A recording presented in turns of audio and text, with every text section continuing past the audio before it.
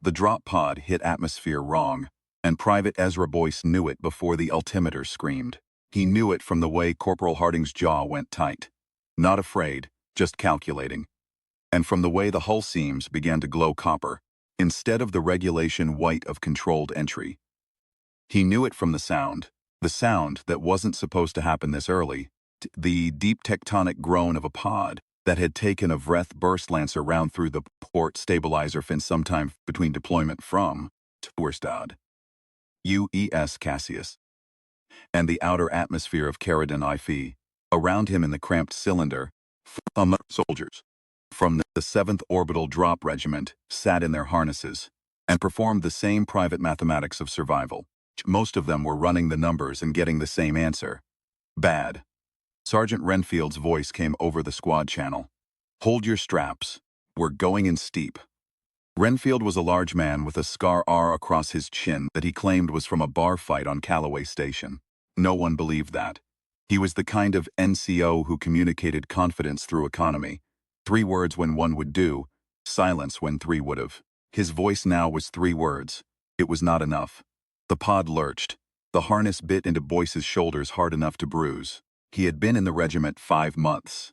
Assigned to Bravo Company 4 months ago. Dropped into the simulators 47 times. Never done a live atmospheric insertion until 12 minutes ago, when the Cassius had opened its drop bay and spat them toward Caridon RF like teeth knocked loose in a fight.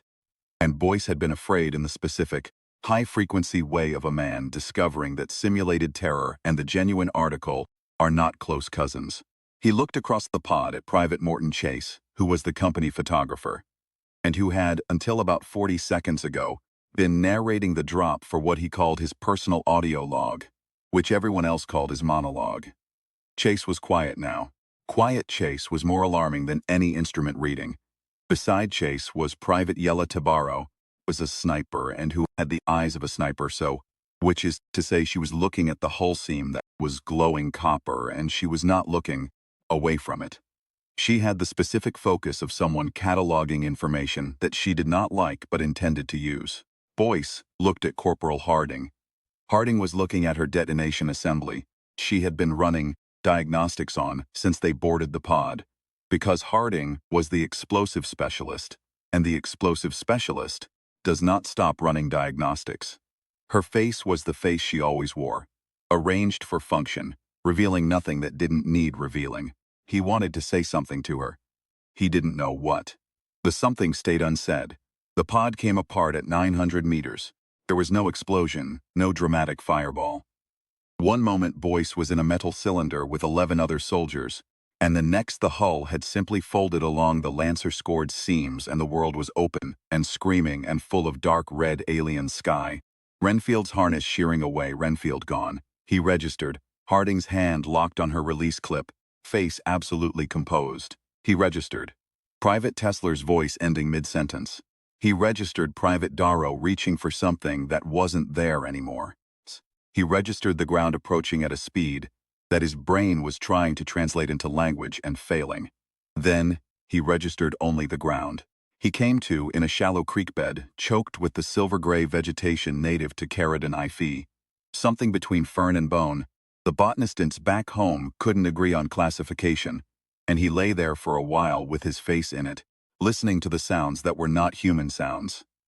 The sky above him was the color of a bad bruise, a deep reddish purple that Caridon IV wore year-round because of the iron particulates in its upper atmosphere.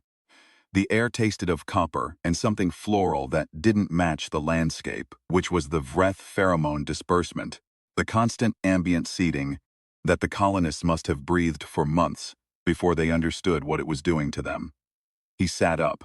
He did inventory, arms, legs, rifle still on its sling, kit intact, head ringing. Probable concussion, the medical training said. Probable concussions during active missions were a problem for later. He stood. He found Harding 300 meters south. She was already on her feet, rifle up, checking sectors in the practice sweep of someone who had done a great many live insertions.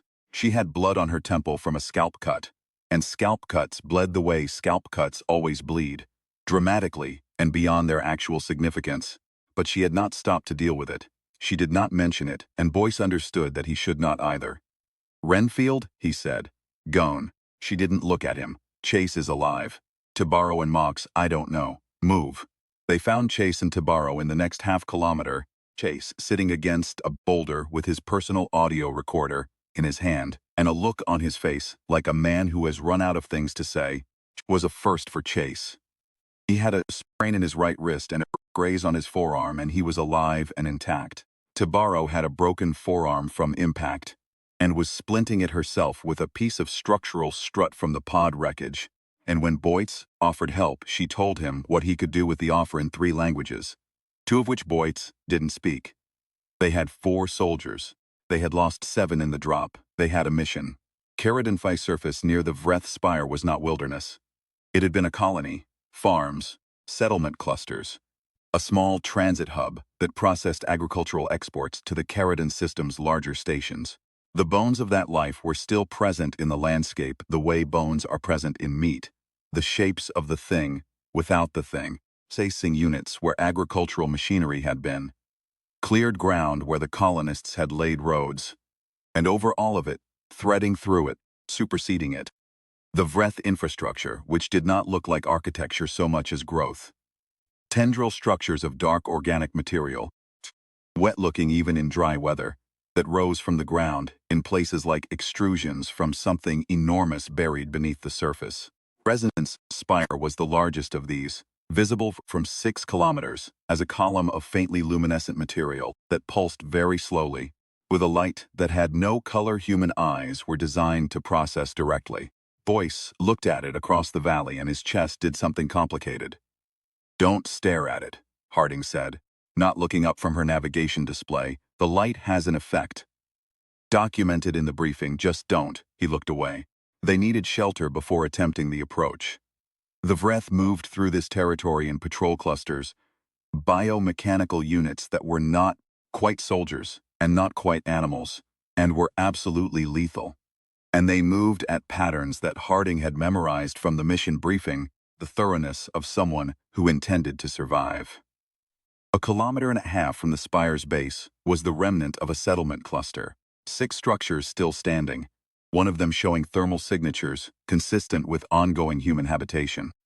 It was a risk. It was the kind of risk you took when the alternative was spending the night in silver-gray alien vegetation while Vreth patrols ran their routes. Overhead, the woman who answered their knock on the reinforced door of the largest structure did so with the barrel of a colony model carbine, approximately 4 centimeters from Boyce's left eye. She was somewhere in her early 30s, dark-haired, the particular thinness of someone who had been eating badly for months, and the particular alertness of someone who had been sleeping badly for longer and had long since stopped distinguishing between the two. Behind her, in the dim interior of what had been a common room, still furnished, still laid out for living, but overlaid with the particular disorder of a space that had been both home and fortress for too long, Boyce could see a child, a boy perhaps 9 years old, and in a cot in the corner, a shape beneath a thermal blanket that was visibly and badly wrong in its outline. Human, the woman said. Yes, said Boyce, as far as we know. Something in her face shifted. Not relief, she was past relief. The kind of past it that takes months of daily fear, but a very cautious, very provisional acknowledgement that they were not what she had been dreading. She let them in. Her name was Marin. Her brother's name was Pip. The shape in the cot was her aunt, who had been caught in Vreth contact disbursement 4 months ago, and had been changing, slowly and incompletely, ever since, trapped in a state that the xenobiologists' reports had termed partial integration, which was a clinical phrase for something that resisted clinical description. The aunt was alive. The aunt was not entirely the aunt anymore. She had moments of absolute lucidity in which she would ask questions and listen to the answers with focused, searching attention, and moments of something else entirely. And Marin had been managing this alone for 4 months, in a house 6 kilometers from a Vreth spire with no news and her 9-year-old brother to protect. Where are the other colonists? Harding asked. Processed, Marin said. The word had been misused so many times that it had worn smooth, most of them. Some ran, some hid I don't know where. You stayed. Marin looked at her aunt for a moment. I stayed. They made a camp of sorts in the common room. Harding ran her diagnostics again. Tabaro cleaned and re-splinted her arm with practiced efficiency. Chase sat with his audio recorder, and Boyce was not sure whether he was recording, just holding something familiar. Marin fed from stores, protein blocks, rehydrated grain, the kind of food that sustained life without celebrating it. And Pip sat at the table and watched the soldiers with the focused attention of a child who had learned to read the rooms adults created, who had understood that adults and their behavior were the primary survival data available to him. Boyce watched Pip watching them and felt something he couldn't put a clean name to. They slept in shifts. Boyce took first watch and spent it at the reinforced window, watching the dark outside and the spires glow on the horizon and doing the math on the font mission. The math was uncomfortable in the way that math always is when it keeps producing the same answer. And you don't want that answer. They had 4 soldiers. Harding had the ordnance. The spire was defended.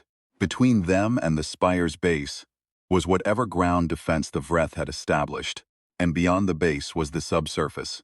Because the spire wasn't just a tower, it was an extrusion, the visible portion of a system that ran deep underground, and the briefing had been clear that the power transfer nexus was below, not above, and that the charges needed to reach the nexus to take the spire down fully and permanently. The Vreth Sublimator class officer flagged in the mission intelligence was called Vok Ores. The briefings had a holo of it, 3 meters of Vreth physiology, the cephalic cluster like a crown of wet bone, the biomechanical markings of a senior integration officer pulsing across its torso in the patterns that the Xenosich team had identified as language, the Sublimator's coordinated processing. They were, the briefings noted with careful neutrality, personally invested in the completeness of their work.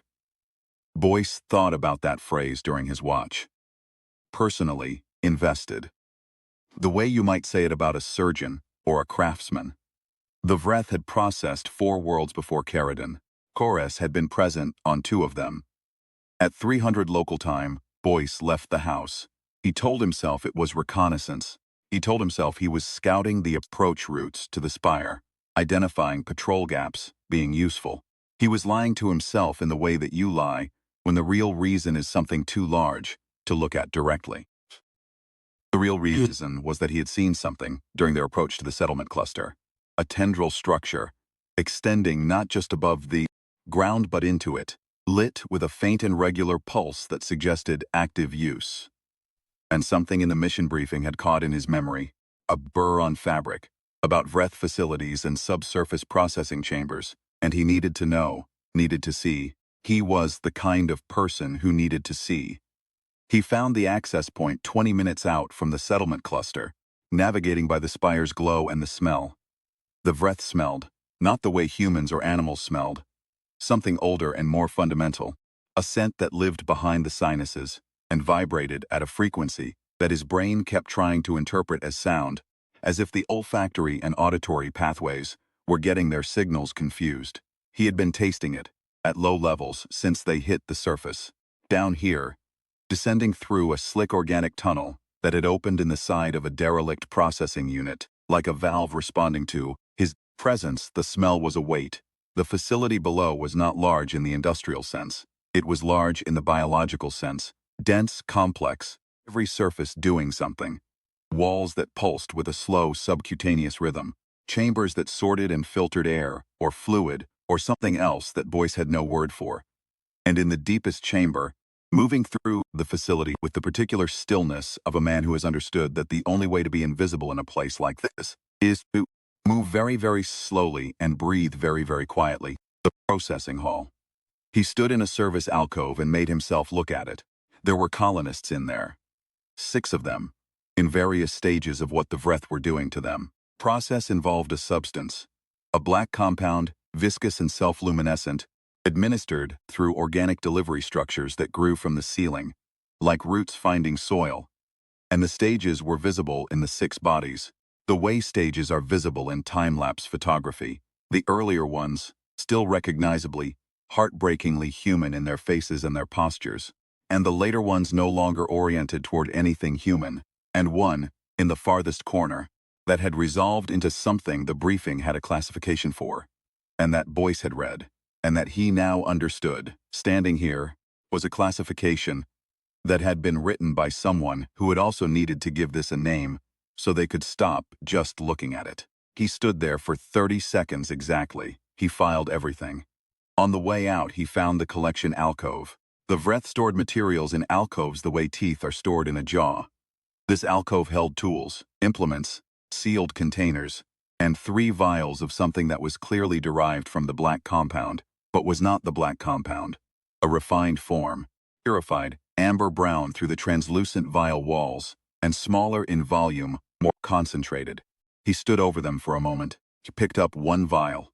He told himself he was taking it for intelligence value. He told himself that for the entire walk back to the settlement cluster, and was still telling himself that, without quite believing it, when the cluster's lights came into view. He did not tell Harding about the vial. He told her everything else. He told her about the processing hall, about the 6 colonists and their stages, about the power transfer infrastructure he had identified in the subsurface layout, and that matched the mission briefing schematic. He told her about the access point and the route. Harding listened without interrupting, processing at the speed she always processed, and when he finished, she was quiet for exactly the length of time she needed to run the math. Charges need to go to the column base, she said. Not the exterior. Yes, we go in through your access point. Yes, she looked at him. You went down there alone on a reconnoiter you didn't clear with me. Yes. A pause that was not quite a reprimand and not quite forgiveness. Do that again. She went back to the diagnostic. We move at first light, get some sleep. He got none. He lay in his designated corner of the common room and listened to the house settle and to Pip's breathing and to the occasional, quietly terrible sounds from the aunt's cot. He thought about the processing hall.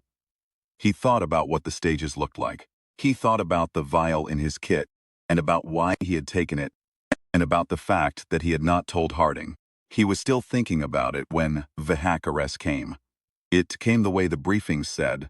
Sublimators moved when they moved with purpose, not stealthily, but with the implacable steadiness of something that has no fear of what it's approaching. The patrol elements preceded it, 6 integration units in their spread formation, and they were at the door before the perimeter sensor had finished its first cycle. Boyce was on his feet before the alarm completed. Everyone was. Marin had the carbine. Harding had her rifle. Both of them pointed at a door that was going to open in approximately 10 seconds, and which neither rifle nor carbine was going to make a significant difference against. Pip, Marin said very quietly. Back room. Pip looked at his sister. He looked at the door. He did not move. The door opened. Vakokres entered, and Boyce's nervous system did what nervous systems do when confronted with something that is wrong in a way that evolution didn't prepare for. It tried to file the incoming data and couldn't, because the file system only had categories for things with bilateral symmetry and locomotion patterns that made sense from a terrestrial biology standpoint. The sublimator moved like 3 things simultaneously and was clearly one thing, and its cephalic cluster moved with the constant, small adjustments of a sensory apparatus that was always reading, and its biometric markings pulsed in what the Xenosich team had confirmed was language, meaning that it was speaking all the time, constantly, in a medium that Boyce's auditory system wasn't equipped to receive. It looked at Marin for a long time. Then it looked at Pip. Then its cluster turned toward the cot where the aunt lay, and the pulse pattern changed. Marin said again.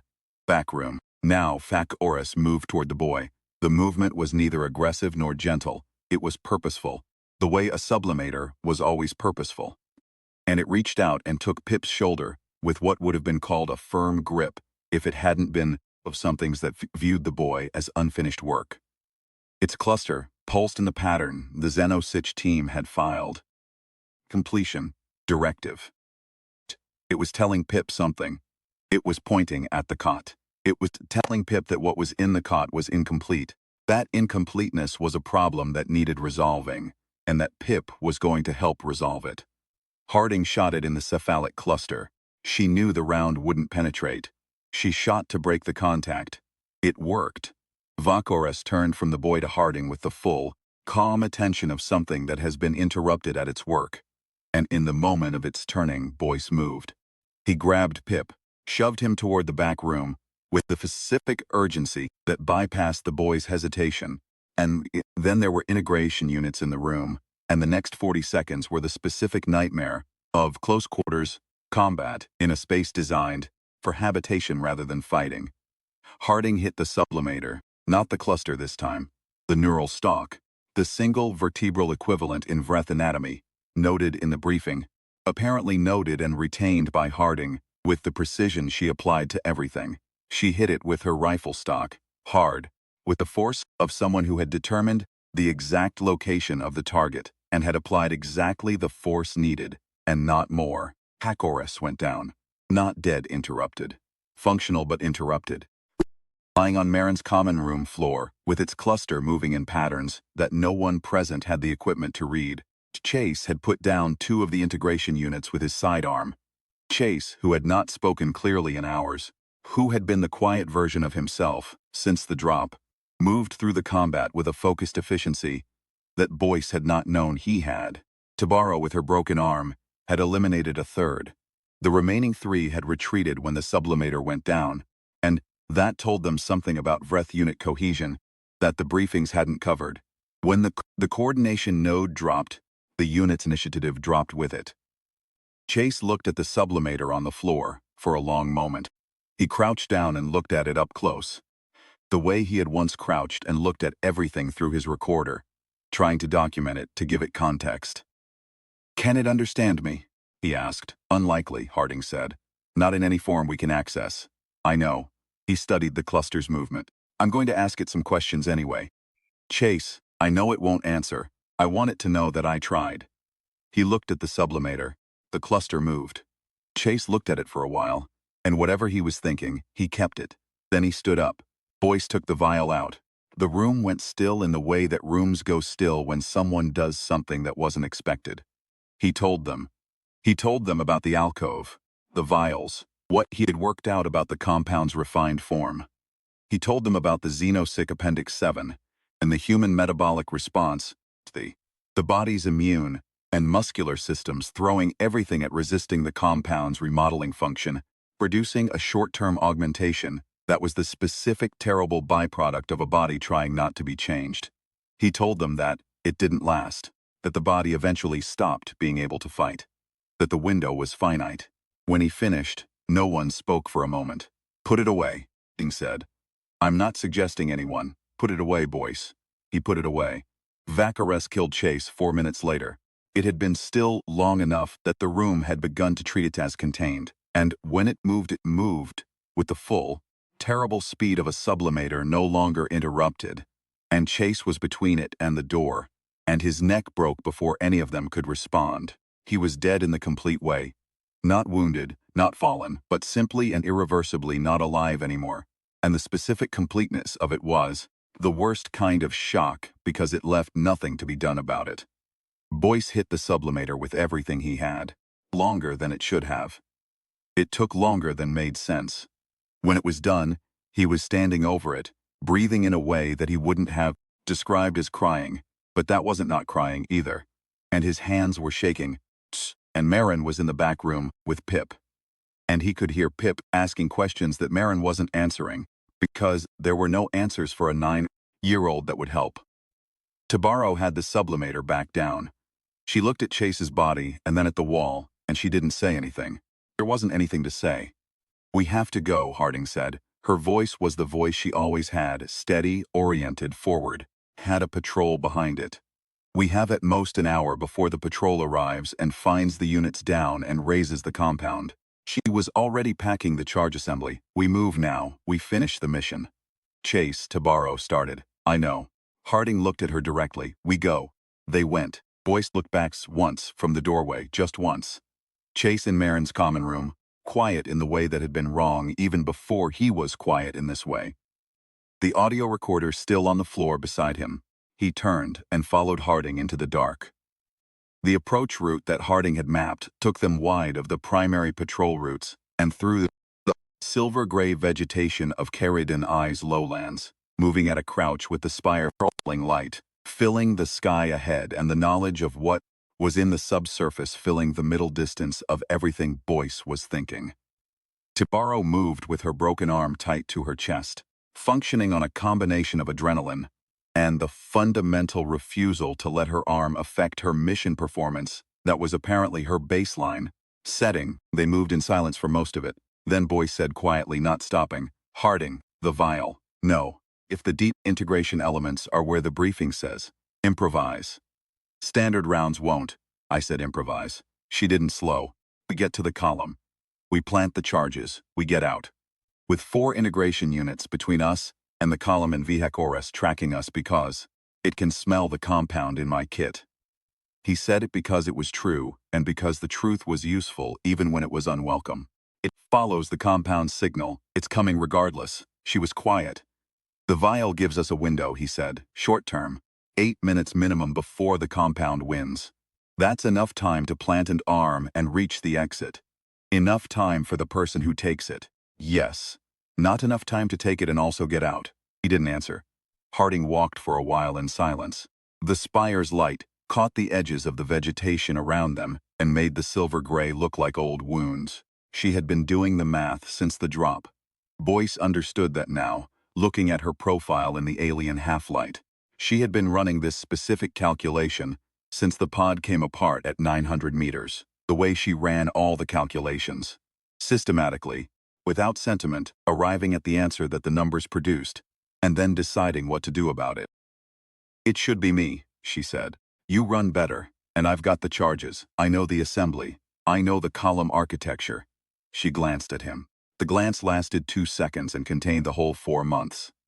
"It should be me." He gave her the vial. He gave it to her because she was right, and because he had known she was right.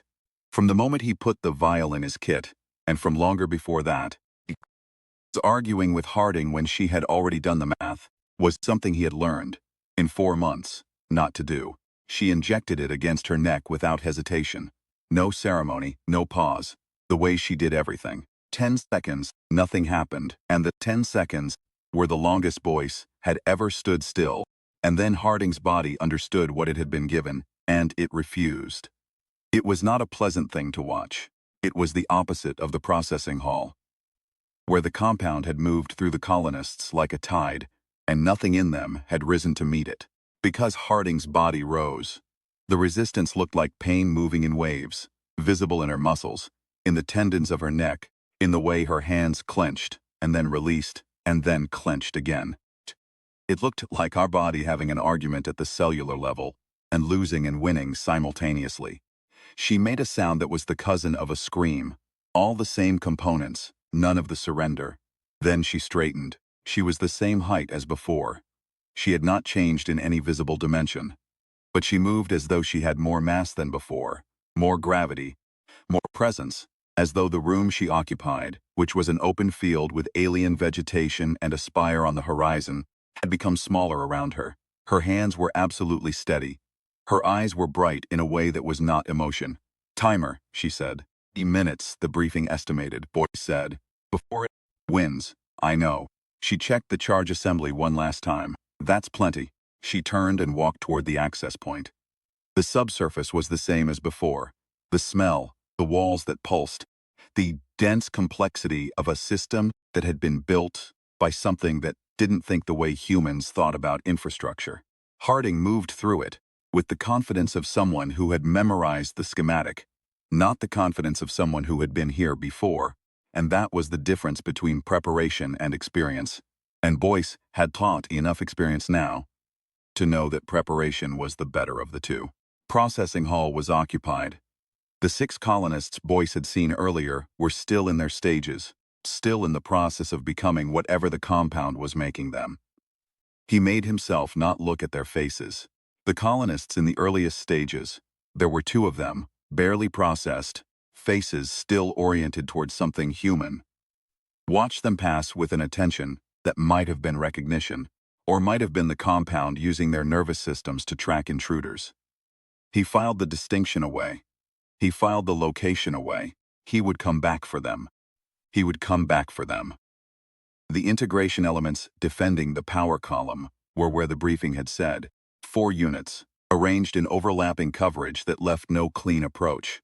Harding assessed the layout for 3 seconds. Boyce had never seen her take more than 3 seconds to assess a tactical position, and then she, him. You take the route to the column access hatch. Stay on my left. When I engage, you move. What are you going to? Move when I move, she said. Just watch for my move and then move. She moved. What happened in the next 4 minutes was the kind of thing that gets reported in after-action documents in careful passive language. The integration elements were engaged and neutralized, because the active voice would require describing it as it was, which was Harding's body doing things that a human body ordinarily couldn't do, and doing them because it was throwing everything it had at not being remade. And the byproduct of that effort was a strength and speed and pain tolerance that were not quite human and not quite Vreth, but something that existed in the conflict between them. She took hits that left marks. She kept moving. She was not invincible. The compound didn't make you invincible. It made you willing to pay costs that you wouldn't otherwise pay. And she paid them. By the time Boyce reached the column access hatch, the charge assembly in his hands, because she had passed it to him during the fight with a casualness that he understood was entirely calculated. 3 of the 4 integration units were down. He planted the charges. His hands were steady, with the specific steadiness of someone who has run out of the luxury of being unsteady. He knew the assembly. Harding had walked him through it twice on the approach, quietly, methodically, just in case, because that was Harding. And the charges went where they needed to go, and he armed the timer. 8 minutes. He looked up. Fok Ores entered the processing hall. It had been tracking the compound in Harding's system the way the briefings had said sublimators could track it, and it had followed the signal here. And it entered the hall, and it found Harding with the 4th integration unit locked in a hold, and the charges armed and the timer running, and it stopped. Boyce had been in a position to watch a Vreth sublimator's cephalic cluster for cumulative hours. At this point, and he had learned to read the pattern breaks, the way you learned to read any language if you were exposed to it long enough, perfectly and without vocabulary, but with the grammar of attention. And he saw, in Vokares's cluster, as it looked at Harding, a pattern break. The Xenosich team would have called it a failure of expectation. Boyce called it what it looked like, the look of something encountering a thing that did not fit. 432 processed colonists, and not one of them had been given the compound and fought it, because giving the compound to a human was not a thing that had happened before. Compound was the Vreth's tool, not the humans, and you did not fight your own tool, and you certainly did not pick it up and aim it back at yourself. Vok Ores crossed the hall in 3 seconds. It hit Harding with the full force of a sublimator, at full capacity, and she went back and hit the base of the power column, and she held. She held. She held for the 12 seconds that Boyce needed. He ran. He crossed the processing hall at a flat run, and he hit the sublimator at the knee, equivalent joint. The briefing had that too. Harding had found it, and told him one night over rations. This is where you hit a sublimator, if you ever need to hit a sublimator. And Vok Ores went down, and in the moment of its going down, Harding got her arm around its neural stalk. She looked at him. The compound was winning in her.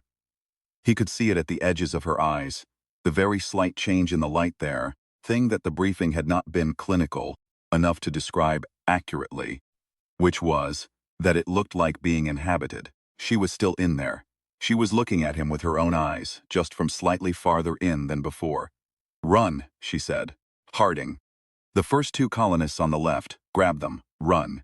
She had not loosened her hold on the sublimator's neural stalk, their early stage. They can still move if you move them. She looked at him, and it was the full Harding look, the one that didn't need economy because it was already as spare as a look could be and still contain everything. 7 minutes. Go. You're going to be in here. I know the math, she said.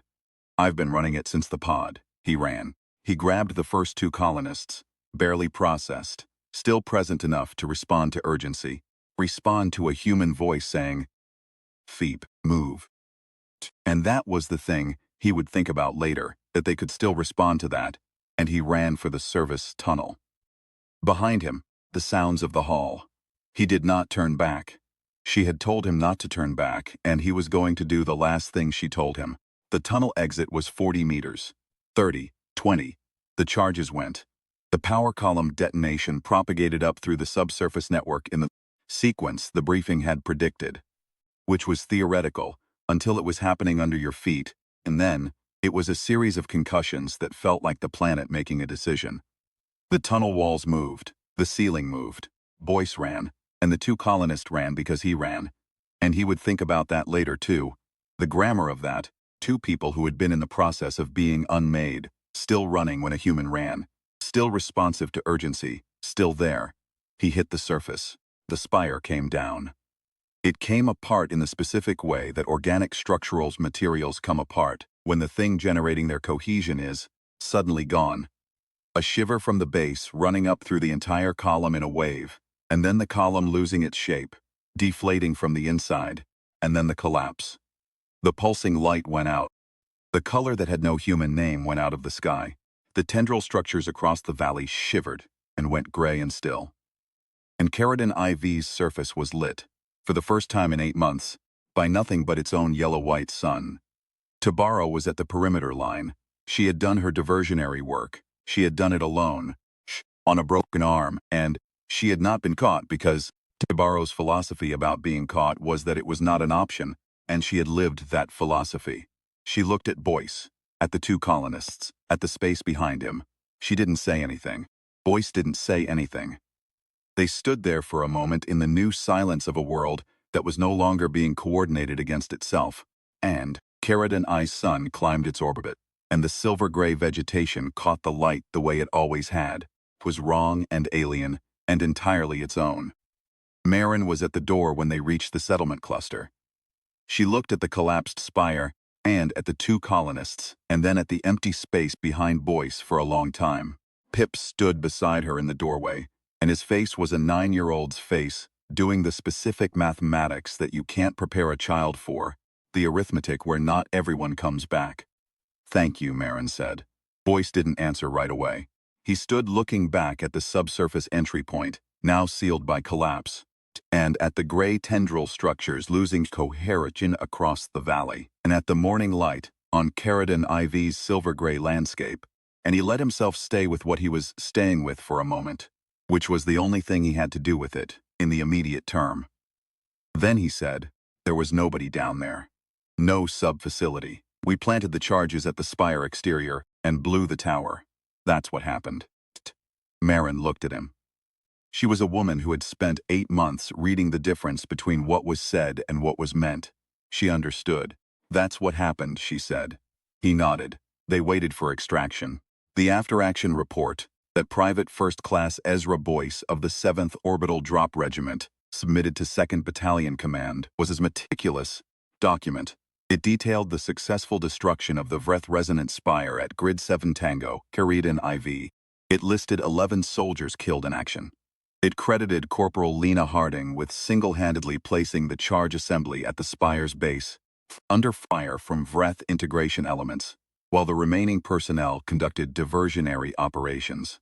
It noted the extraction of 2 colonists, condition improving.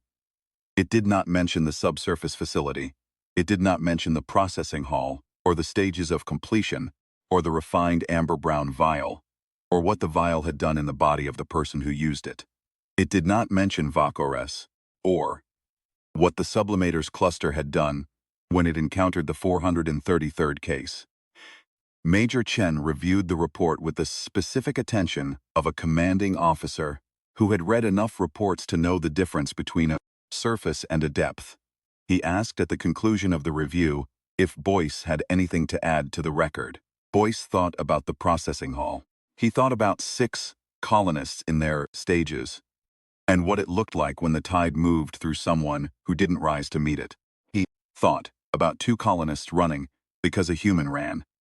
He thought about the look in Harding's eyes from slightly farther in, and what she had said, and the math she had been studying since the pod, and how she had found the answer long before she told him about it. He thought about Pip in the doorway. He thought about the aunt in the cot, and about Marin's 4 months alone, and about the word, "Thank you."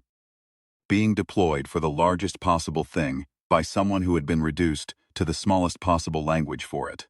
"No, sir," Boyce said. "That's everything." Chen looked at him for a moment. He signed the report. Boyce was reassigned to Charlie Company.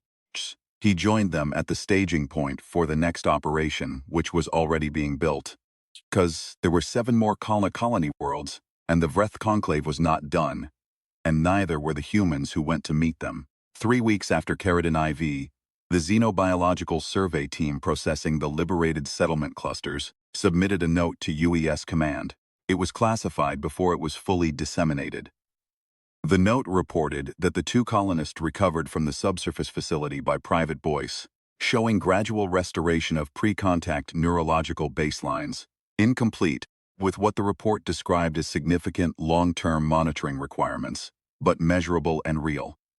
The compound's process, interrupted in its early stages and reversed by extraction, was not, as previously theorized, irreversible. The note was reviewed by 9 people and classified. Boyce never saw it. He didn't need to.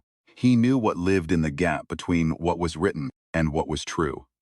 He had learned that from Harding, who had been the most honest person he had met in his military career, honest in the way that people are honest, who have no use for anything that isn't useful, and who had filed her own last report in the only medium available to her, which was the thing she did in that room, in that light, with the timer running. The Vreth Conclave had 432 successful completions before Keratin. They had a process, a compound, a spire that reached deep into the ground and coordinated the unmaking of everything above it. And they had a certainty earned across those 432 cases that what they were doing was inevitable and that the biology they were doing it to would receive the tide. What they found in the 433rd case was a body that fought. They found was a woman in a subsurface chamber with a neural stalk in her arm and a timer set and a door to hold shut, doing the specific thing that vrethcephalic clusters had no signal pattern for, no taxonomy for, no prior data on, fighting something while it won, resisting without hope of winning, staying until the staying was done. The Xenosich team would have called it anomalous. Boyce called it what it was. Subject resisted.